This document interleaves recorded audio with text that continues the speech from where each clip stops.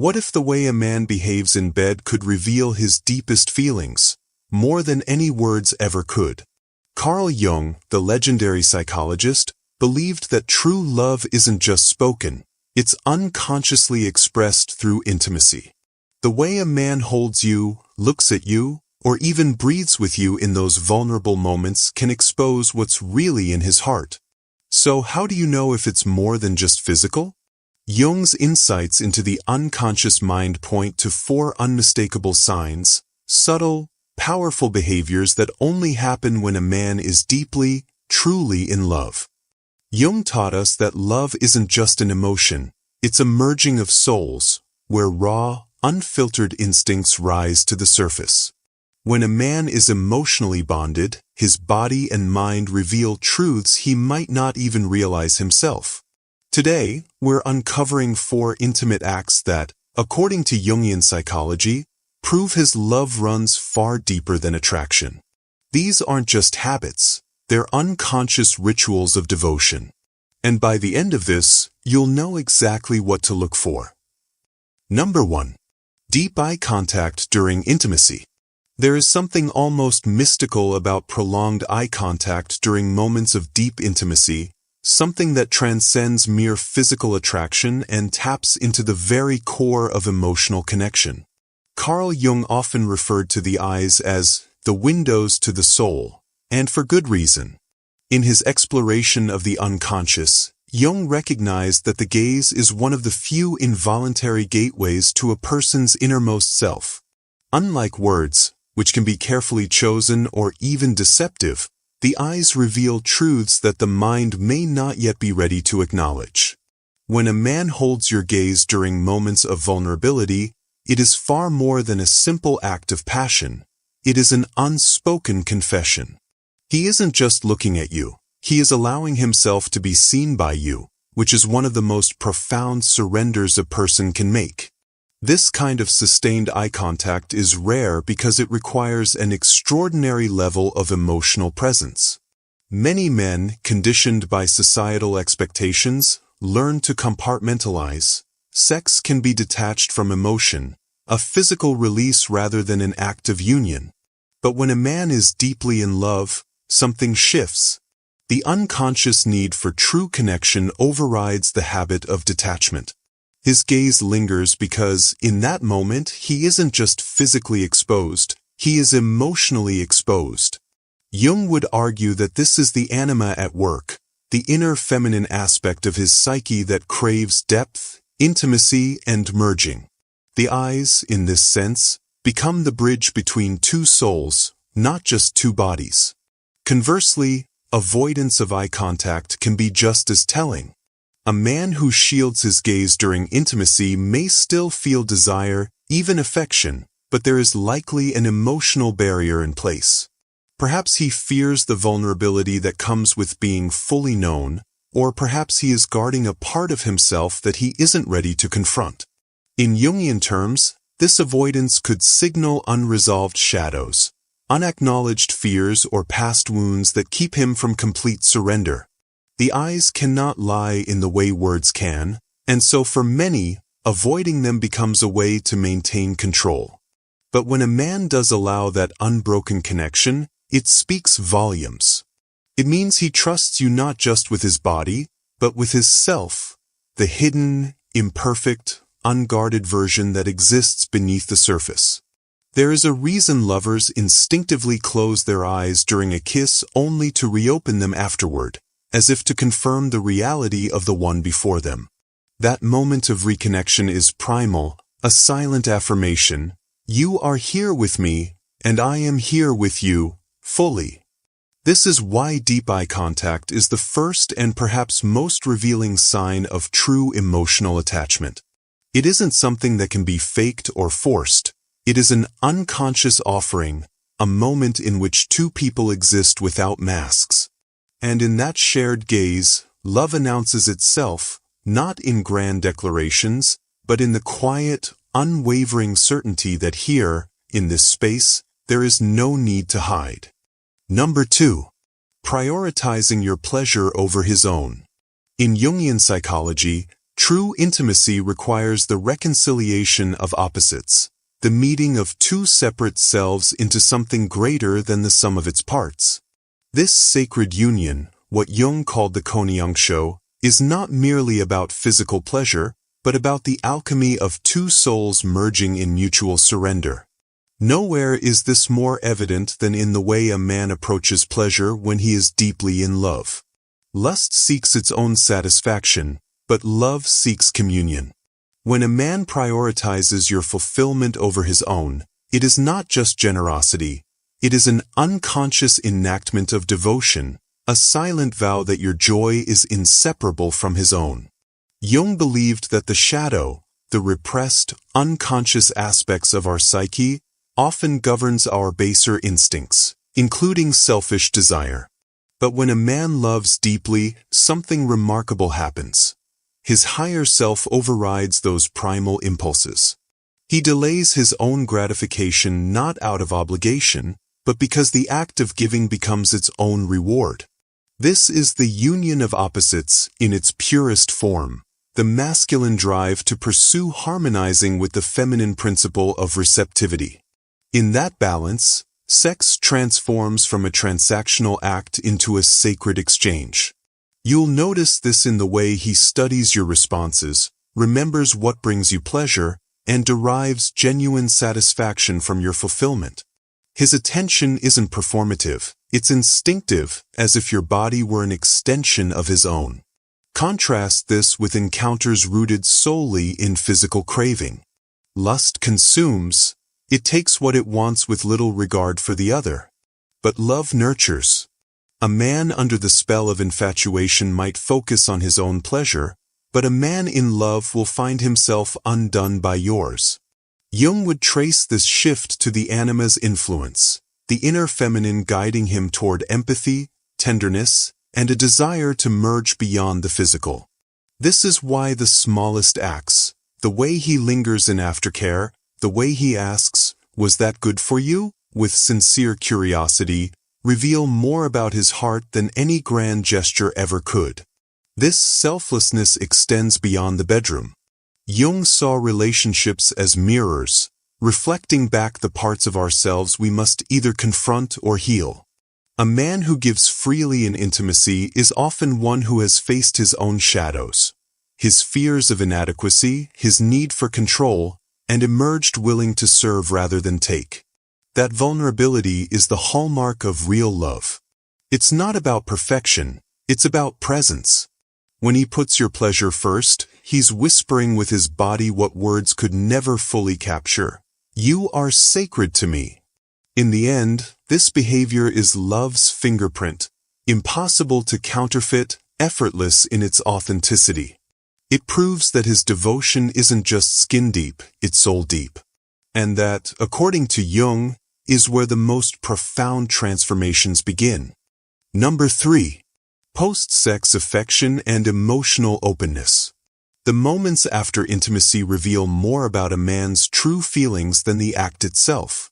Carl Jung understood that physical closeness has the power to dissolve defenses, temporarily quieting the ego and allowing the unconscious to surface. When a man is deeply in love, sex becomes more than a climax. It becomes a doorway to emotional nakedness. This is why post-sex behavior is so telling. The way he holds you, the words he shares, the vulnerability he displays when the passion subsides. These are not conscious choices, but unconscious revelations of how he truly sees you. Jung's concept of the shadow, the hidden, often repressed parts of our psyche, explains why many men struggle with vulnerability. Society conditions men to associate strength with emotional restraint, teaching them to retreat after physical intimacy as if affection somehow diminishes their masculinity. But when a man loves deeply, this conditioning fails him. His shadow, the wounded, sensitive self he typically keeps guarded, emerges without his permission. He might pull you closer instead of turning away, share childhood memories, or simply rest his forehead against yours in silent communion. These are not calculated moves. They are the psyche's rebellion against pretense, proof that he associates you with safety rather than just pleasure. This post-sex vulnerability serves an important psychological function. Jung believed that true intimacy requires integration, the merging of our light and dark aspects with another person. When a man remains emotionally present after sex, he's demonstrating that he trusts you with his whole self, not just his desire. The way he strokes your hair absent-mindedly or shares a private thought reveals that his defenses have momentarily collapsed. There is no performance here, no seduction, just the raw, unfiltered truth of his attachment to you. Contrast this with encounters where a man withdraws immediately after climax. While not always indicative of emotional absence, this separation often suggests that his connection to you remains primarily physical. The ego quickly rebuilds its walls, reasserting control where moments before there was surrender. But when a man lingers, when he treats the afterglow as something precious rather than an inconvenience, he's showing you what Jung called the transcendent function in action, the ability of love to dissolve the boundaries between two people. Ultimately, post-sex affection is love's most honest language. It's in these quiet moments, when the body is sated and the mind unguarded, that the heart speaks loudest. A man who opens up to you here isn't just sharing his bed, he's sharing his inner world. And that, according to Jung, is the surest sign that what he feels is far deeper than desire. It's the recognition of souls. Number 4. Synchronized movements and unconscious mirroring. In the silent language of lovers, the most profound truths are spoken not through words, but through the unconscious choreography of bodies moving in perfect harmony. Carl Jung's concept of the collective unconscious, that deep reservoir of primal memory shared by all humanity, helps explain why two people deeply in love often fall into spontaneous synchronization.